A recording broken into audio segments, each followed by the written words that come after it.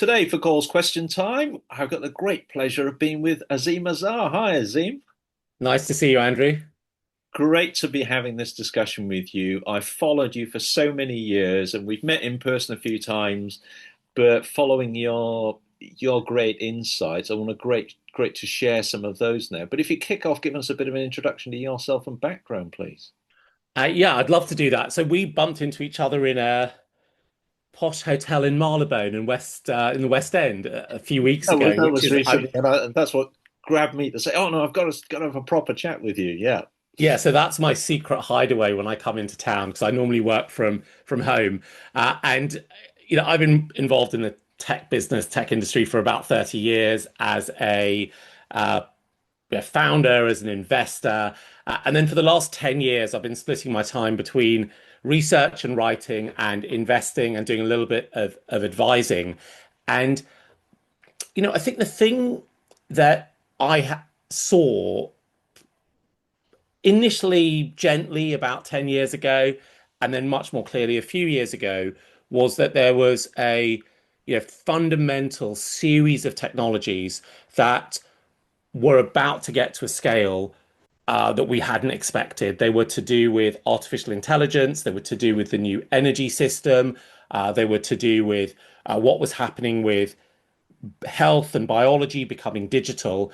And the thing they had in common was the technology was exponential, which means it improves at double-digit percentage rates every year. It gets cheaper and cheaper. As it gets cheaper, it becomes more accessible to many, many different types of customers across business, which drives demand, which makes it further cheaper. The growing demand triggers complementary businesses and services to grow around it, and these things reshape the economy. They're called general purpose technologies. We're all familiar with them: the internal combustion engine, electricity, the telephone, the printing press. And the difference this time is that we've got a modern, sophisticated economy, and these technologies are, as we have seen with the cost of the solar panel coming out of China, as we've seen with the cost of using AI over the last few years, are getting cheaper by tenfold every few years or faster. And that is a fundamental difference. And so, where we sit now, and other external analysts have started to put their own numbers to it, so we'll use theirs, is we sit at a point where the banks or consultancies are saying by 2040, the energy system will take about $23 trillion more of new investment, largely through these new technologies like solar and batteries to meet the demand growth and electrification. And on the other side, that AI will take about a $20 trillion investment to 2040. It's this general purpose technology. It's creating a new industrial infrastructure, and it's going to change the way companies operate and change the way we live. So what's happened over that 10-year period has been that initial inkling, which was very sort of technology driven, has started to get more and more concrete, and I think more people now believe it. Yeah. And in your book, which I've read and is on my shelf, and that here, Yeah, thank you. you outline those things really well, and the speed of that change has accelerated, hasn't it? From railways, cars, internet, and now AI.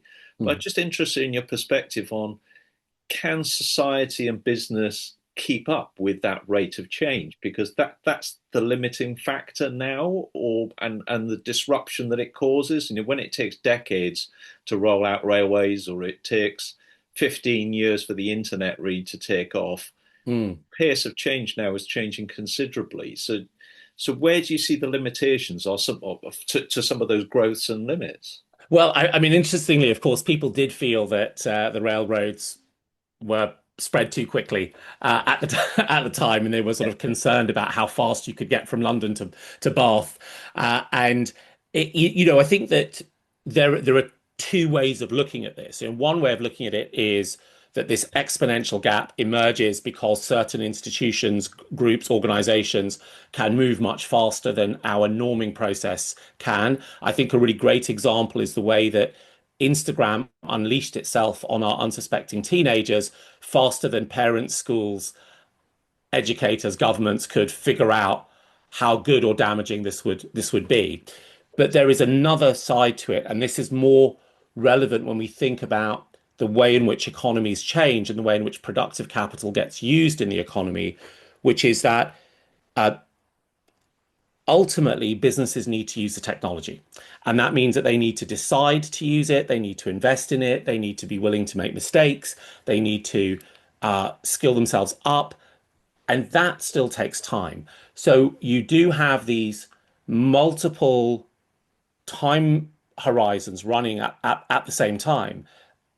What does that mean? It means that if I look at the speed with which this entire stack from the renewable energies up to the AI will make its way into our economies widely, it will be faster than previous waves, even though we've got a lot further to go, but it won't be instantaneous. So I think that you're really right to point out that on the one hand, people are going to struggle with the speed of change and making sense of what does ChatGPT mean in our lives now that we have it on our phones.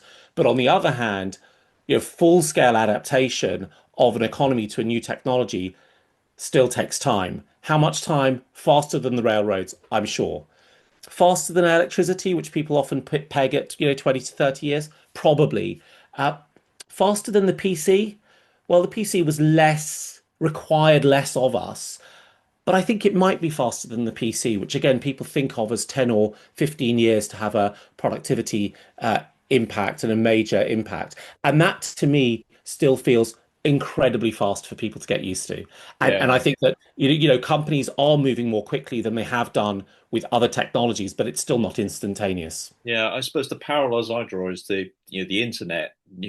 We've been through that wave of the 1990s, and I was Right. trying to tell the corporate I was working with then that look at Netscape and Mosaic, and the pushback was, oh no, people online are weird. We don't sell direct to customers. And I was seeing that now with the AI wave when GPT came out, and I started, and I was wowed by that. Of course, we'd Right. seen AI and its different machine learning sort of type stuff, but when I saw GPT, then the pushback was, oh no, it hallucinates, and there's always going to be people in the loop. And I went, no, these things are going to change. And I suppose the timeline mapping it to the internet, I've been thinking where the AI equivalent is the late 90s, 2000s, but for me, the internet really took off, I guess, with the iPhone, that Hmm. physical embodiment. And when everybody then could, you changed a lot of things you're doing. Where do Can I you? jump in there? Because I think you've said something so important, which a lot of people don't normally, don't normally acknowledge, which is that the internet was really, really fast to get to uh, American households and British households.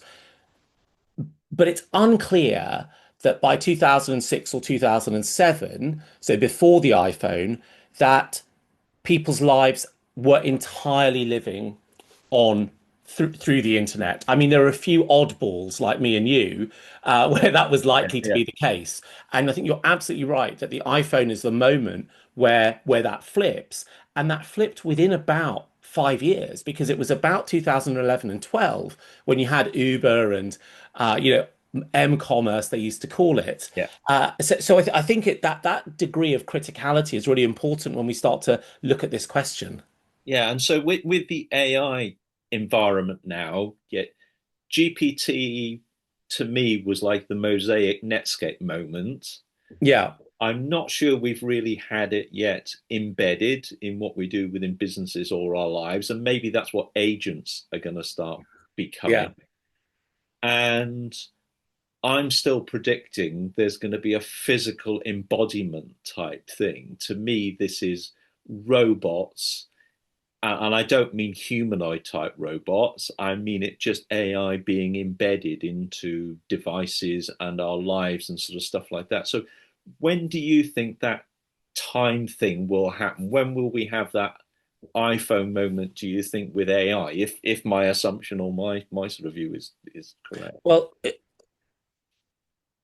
Is that going to be 15 years or 5 years or let's try to let's work back from it. yeah, I think the thing about the GPT moment is that we could talk to our computers and they could talk back, and they are getting better and better and better. However, they are complicated and sophisticated tools. So the way to think about GPT-5 or Claude 4.5 or Gemini, the latest Google model, is uh, it's a bit like a Ferrari. And a Ferrari looks quite a lot like uh, a Toyota Prius in many ways. An alien would see them as the same thing. Four wheels, there's this weird round thing in the middle, there are these doory things. I can drive a Toyota Prius. I can't drive a Ferrari because I'm not a good enough driver. I mean, I couldn't take it to 150 miles an hour. And these tools are at that point now where if you're very good at using them, you can't imagine surviving without them. And certainly I'm in that case now. And there's a whole series of sophisticated, complicated things that I do that I keep running that I would never have grasped at. But the interesting thing with that is that none of them, for example, are in the health domain because I'm not a health expert. So I still have to go to my doctor or my specialist. But in the areas where I have some degree of expertise, I'm really, really pushing the boundaries. And so I think it's quite difficult with this technology to figure out exactly where is the point where for each of us and for organizations it becomes invaluable. With organizations, one of the things I've noticed is that they are having much, much more success than you would expect to have with a technology at this stage. And you're already at the point where 1 in 5 are saying this is making a difference to us. And Jamie Dimon, the boss of JP Morgan, a few days ago before we recorded, said JP Morgan spent 2 billion on generative AI and we've made more than 2 billion back. It's all profit from now on. Yeah, yeah, That's really, really remarkable. And so I struggle a little bit with putting particular timelines on it, but my best guess would be that for early movers who start now or started a year or two ago, within that one business cycle, so that's between 3 and 5 years from now, they could really have significantly changed their businesses and how they serve their customers. So we will notice it. I also think that's long enough for the big consumer companies to figure out what the product needs to look like. And what you've seen in OpenAI is that more and more of the things they've released are about products rather than technology. And so that is just showing that they're walking down the product curve, and that's plenty long enough. Then to your question about robots and that mechanization, I mean, I think that a large part of our lives is abstracted away from physical stuff anyway now, right? We don't, not many of us are involved in physical labor. We're in a services economy. So, but that piece is still critical because it's probably constrained by its lack of innovation. And you're right, it will be a big mix of the autonomous mining trucks that the mine companies have running already in Australia through to all sorts of weird and wonderful little autonomous systems. We haven't yet had the generic foundational technology breakthrough that says this thing can be rubber stamped and scale in lots of ways. We've had moments, Apollo, the autonomous vehicle company in China, or Waymo, but those things don't transfer to other domains. So I still think we're waiting for that chat GPT moment, as you rightly yeah, say. yeah, yeah. No, but great context there, I think, in terms of the business cycle and how businesses are going to apply this sort of stuff. Really, I think is really important. Um, have you got a perspective then on how it's going to affect our younger people and the job situations or stuff like that? We've How both are your got kids doing? sorry. How are your kids doing? Well, I sort of worry. Well, my concern is for like my 19-year-old who's in university and that at the moment, and the change that's going through university education and what the world's going to be like in a couple of years when they come out. Have you got a perspective on that? Because I'm not a pessimist that all the jobs are going to go, but I think there's going to be such a radical change that the education system, and then as we've just been talking about, the business sort of system and environment is going to take time to catch up, and then the students who've been educated in the old way are going to have time to catch up. Perspectives on that? Yeah, well, there's a lot of bad news for graduates at the moment. I mean, graduate unemployment in the US and the UK is high, and it has been for a while. I, of course, familiar with some of the very good research coming out of Stanford showing that there is a reduction in early career hiring in jobs that are exposed to AI, and there has been for a couple of years. Uh, but I think it's too early to say that that's all connected to AI and not Yeah, yeah, connected to overhiring, not connected to economic uncertainty. yeah. It's a lot easier to not hire a new graduate than it is to fire people who've worked with you for 10 or 15 years. Yes, yeah, And you can also, as a boss, you can sell a good news story to your shareholders by saying, not saying we're under cost pressure, but saying we've got productivity enhancements because we're using this magic technology called AI. yeah, So I think that there's that on one side. I think on the other side, I haven't come across a management or leadership team in the last year or two that isn't concerned about what happens to their young hiring and how they bring young people on board and how they skill them up. They're not saying we're going to stop doing this. They're going to say, how are we going to do this? And they don't know how. But the first step you take to knowing how to do something is saying, I don't know how to do it, but it's important. So we better figure out. So yeah, there are no answers right now, or no good answers. There might be some hypotheses, but I get a sense, and I've talked to companies in engineering, like kind of people who build bridges, in insurance, in ed tech, in finance, in IT, and they're all raising this question. They don't have the answer yet, but this is how we get to the yeah, answer. A hypothesis would be that you need to have some deep knowledge to use these tools quite well, but you also have to have a series of metacognitive skills. So metacognitive skills are the ones that say, do I know what I'm asking, why I'm asking it? Do I know how to ask a critical question? Do I know how to review what comes back? Do I know how to review what I asked and whether I asked it correctly? That whole series of things that are to do with judgment that people who are oldies like you and I, Andrew, get over the course of 30 years. yeah, Why is a good CEO a good CEO? Well, they're a good CEO because they can set some direction, they can listen to people and how they're feeling, and they can ask really good questions of people who know much more about what they're doing than they do. yeah, And in a way, that's what GPT-5 is. It just knows so exactly. much more about the world than I do. So I just Yeah, need to know how to ask it good questions. So I do think that there is a route and a path that avails itself. Um, I think that there are certain places where this is going to hurt more. Uh, in the early days, in traditional analysts and consultancies, that feels to me like somewhere you might get squeezed. Um, but but that's only a feeling. I don't yet have that evidence. yeah. No, I very much agree, and I think about that judgment and that critical sort of thing. I think also my perspective when I've been speaking to companies and speaking to students and masters and sort of stuff like that is sort of saying, well, while that research work can now be done by GPT, the actual putting it into practice, particularly when I work with entrepreneurs and trying to get people to think more entrepreneurial, similar to your CEO sort of type analogy. Hmm. If you're entrepreneurial and you're inquisitive and challenging and looking for new opportunities and sort of stuff, I think it's now they've got to make sure these students are into the doing stuff rather than the analysis sort of type stuff. I think is the bit that we need to be educating and building the skills and capabilities in. I mean, I can give you an example of that. I have, got a bunch of startups I've invested in, and the founders all have different, strengths, as we know.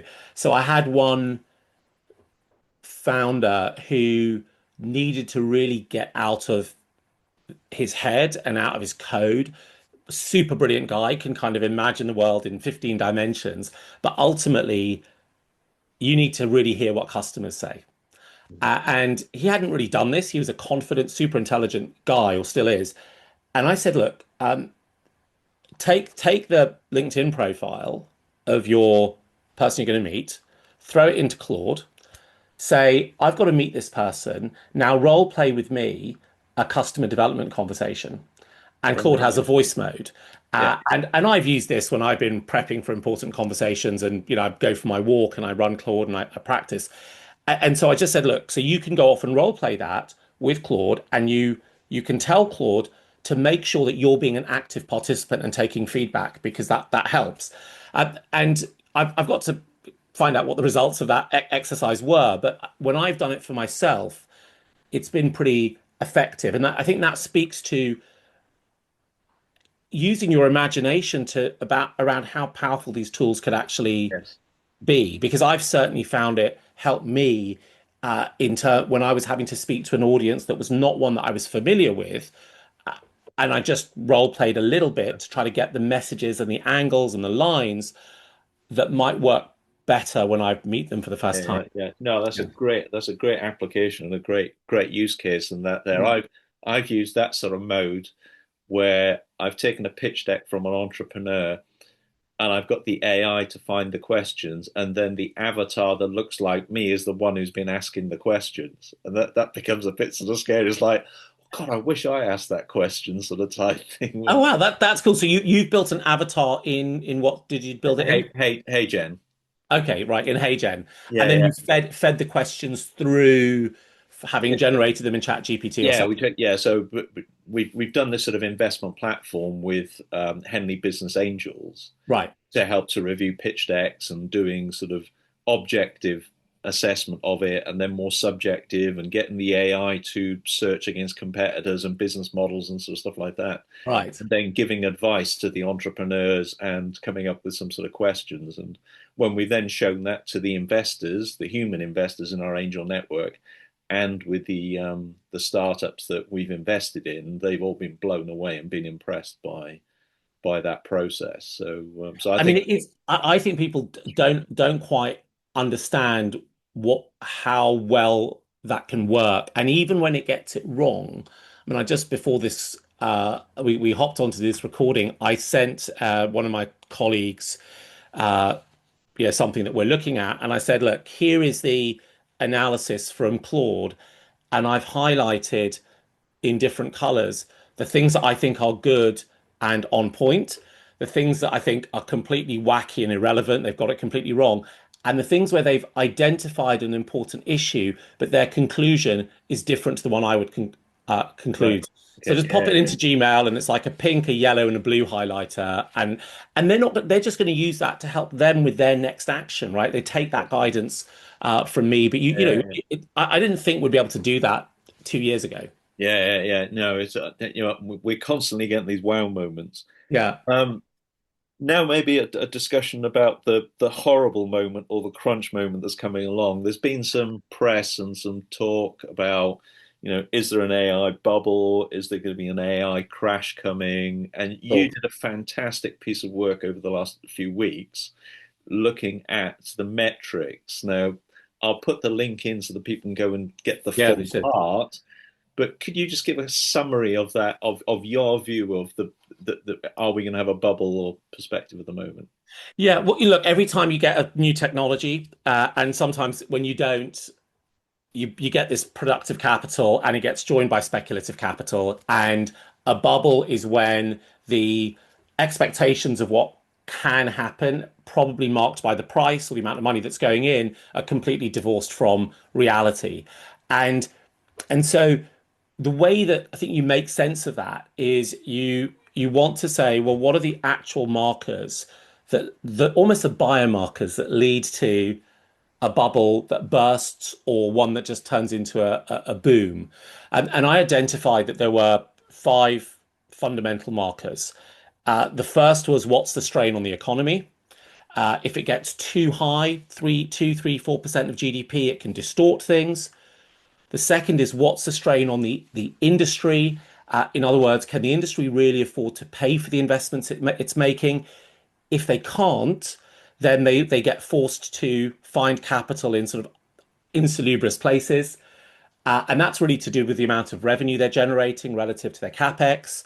Um, the third is how fast is revenue growing? Because with any project, building a warehouse or setting up a tailor, you spend money before you get your first customer. And so revenue growth rates are really, really important. They need to be high. Uh, the fourth issue is about how evaluations moving. So during the dot-com bubble, some people were valuing Yahoo at over 1,000 times its earnings, which means they'd have to hold it for a millennium to get a return, and that's absurd. And so that when valuations get out of line, you create the risk that just pops. And then the fifth thing to look at is what is the quality of the funding that is driving this. So today, a lot of the funding is actually coming from the balance sheets of companies that have made hundreds of billions of dollars of profits over the past few years. That's the highest quality funding you can imagine, because ultimately the top management of those companies are betting their bonuses and their share programs that this bet will pay off. And they don't need to. They could just make their $50 million salaries and not do it. And it gets worse and worse. So the worst place you get to that, of course, we've ever come across was during the global financial crisis in the housing bubble, where mortgage originators in the US were selling $700,000 mortgages to temporary workers making 15 grand a year, slicing those mortgages up and selling them as investment grade credit. And for every dollar of subprime mortgage that could barely get put back, there was $6 of notionally sold as high grade credit out in the market. So that is a case of probably our worst case of low funding quality. So my perspective really is that you use these gauges to get a sense of where we are, what the trajectory is. If two gauges redline, you should prepare for there to be an issue. If three redline, in most of the cases that I looked at, you'd always get a bust. Now, I'll just say one more thing, just some historical data here. So, I looked back at about 30 investment bubbles to 1637, but if we just look at the 22 booms and busts that involve productive capital, so railroads, bicycles, electrification, dot coms, high speed rail in China, um, only three of them resulted in a productivity boom that didn't end in a speculative burst. And that was the rollout of electrification in the US and Europe at the turn of last century, and the build out of China's high-speed rail network between 2008 and 2015. So the probabilities stack in favor of there being a bust. And then the question is, well, where are we? How close to it are we? And I think we've heard some American financiers say, sometime in the next year or two, which is the sort of time frame that they work to. I mean, if you use my gauges as well, you'd end up in the similar sort of place, which is this couldn't happen before a year or two. That's not financial advice. Yeah. But I think the main point is, can we be empirically driven rather than vibes driven about this? Yeah, no, great points. Yeah, I'll share that article, and people can start making their own sort of judgments and on that. Yeah. Right, the one that I'd like to raise now is China. Mm. We met up a few years back, and you were going off to China, or you were wanting some thoughts on that from me, because I've been back and forth to China for over 20 years now. Yeah. And not just going to Shanghai or Shenzhen, but down to tier three cities, and Right. going back 20 years ago to very poor villages. And you talk about high speed train links. I remember one of the first times I went to Guangxi, it was a Nanning, it was a 17-hour train ride with a hole Wow. at the bottom of the floor. And then when I went back after that, it was 3.5 hours on a very slick high Yeah. speed train going from stations to and from that were high end airport sort of style sort of places. So I've seen the transformation of Mm. China and that over those years. And I'd be interested in your perspective now on where you see sort of China, because I find in the West it's all Silicon Valley, and it's all East Coast and sort of stuff like that, and we seem to have a blind spot to what's actually happening in with this, and it's a very different political system, and it's a very different sort of economic sort of type system, but Mm. they've transformed their economy, their transport, and now how they're approaching AI in the application of it. I'd be interested in your thoughts on China. I mean, we need more trips to China, is my view on this. I think there is a there's just a lack of connectedness with what's really going on. You know, if you live in the UK, you will run into people from China mostly as students or as tourists, and you're not really seeing the experience that they have over there. And it's really quite remarkable. Yes, it's a high speed rail. It's also the electric vehicles. I mean, the cars are phenomenal. And Jim Farley, who's the CEO of Ford, has been very public in the last year to say the best car he's got is a Xiaomi, Yeah, which is a phone company that makes cars now. yeah, And you know, I went in driving back. You know, I went in this high end Chinese SUV electric vehicle, 800-kilometer range, fridges in it. I mean, you name it, incredibly smooth suspension, incredibly smooth ride. And the cost leadership that Chinese car manufacturers now have is really, really remarkable. yeah, They have a different approach towards AI. So their approach towards AI has been to think about how do you deploy it really rapidly. The Americans are tending to push for the frontier, but there are some interesting other dynamics. So the Chinese have, for a long time, favored open source. You know, if as a nation, you've often been accused of intellectual property theft, and that's been the part of many nations' economic histories, as it was with Slater the traitor and yeah, the mechanization of American industry in the 19th yeah, century. yeah, Um, that you'd understand why open source might work. It also gives you much more clarity, much more diligence about what's in the technology.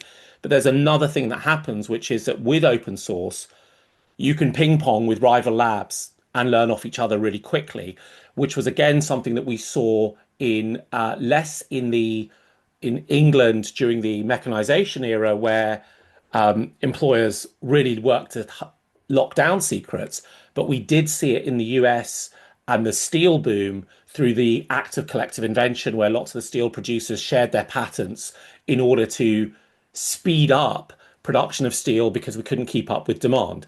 I think that different approach is starting to yield some useful results for pushing AI capabilities forward in China and for anyone who wants to use open source. And I think, of course, we'll start to see in the US and in Europe people also learning from that, right? That's what happens. Yeah, we yeah, yeah, learn, we share, we explore ideas.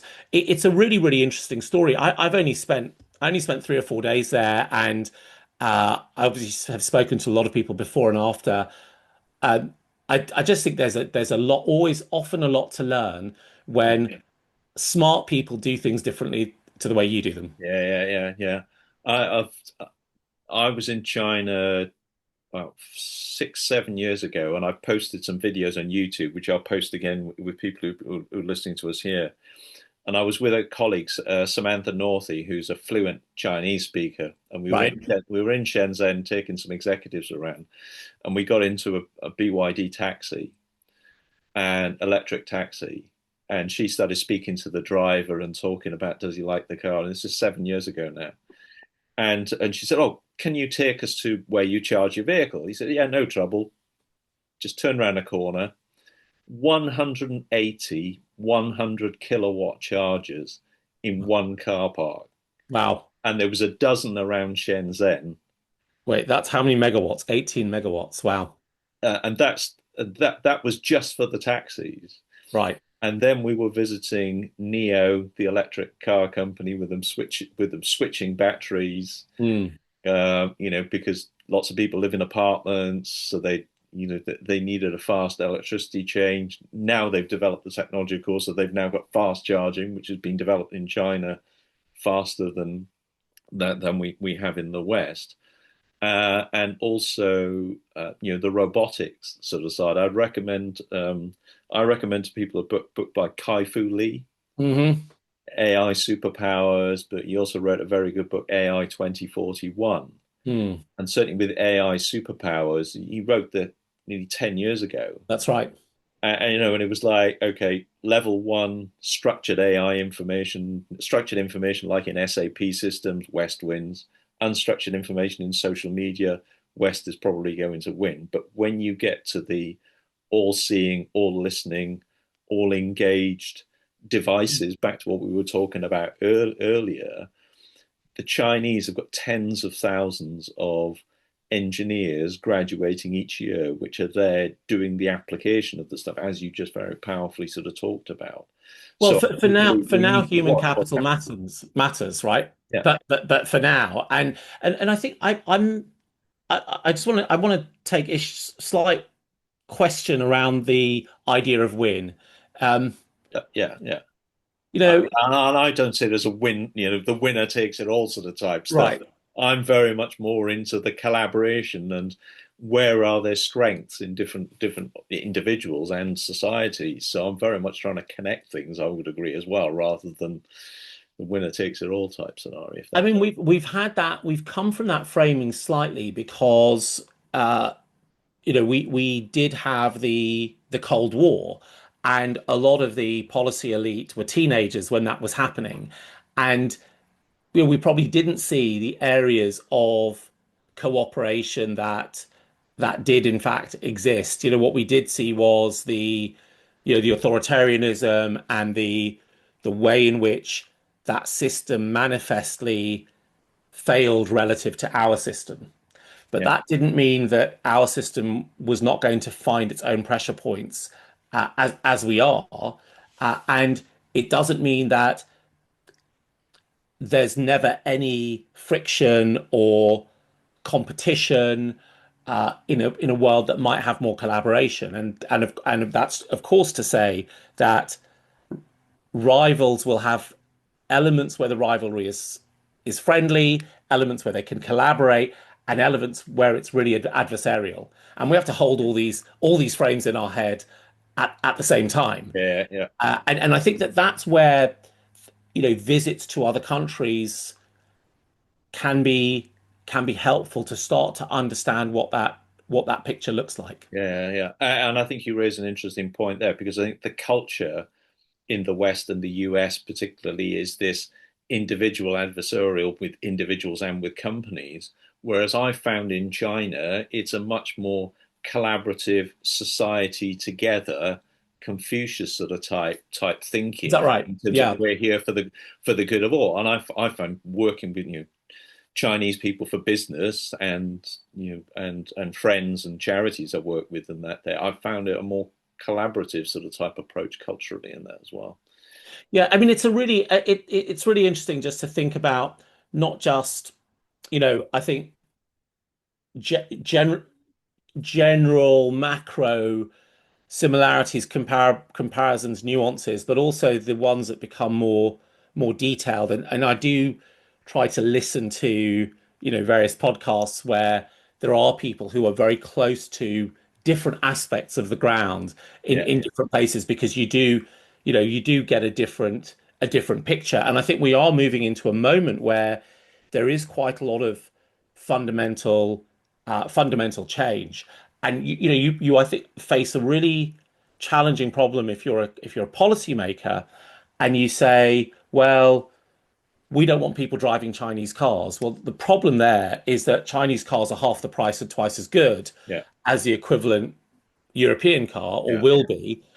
So you're forcing lower economic welfare onto your own people, which long term doesn't help your economy, right? So it doesn't yeah, help yeah, you yeah, climb up that ladder. And I think yeah, finding that balance becomes quite important, and it requires us to be very serious about what the risks might be, but also uh, move beyond sort of these broad brush stereotypes that might get painted. yeah, yeah, yeah, Yeah. yeah, yeah. No, fantastic, fantastic points. It's been a fantastic discussion with you today, Azeem. Really appreciate your insights about exponential view, where AI is going, where society is going. So thank you very much for sharing your thoughts. And I would certainly recommend that people follow you and sign up for your newsletters and the great content you're producing. So thank you very much.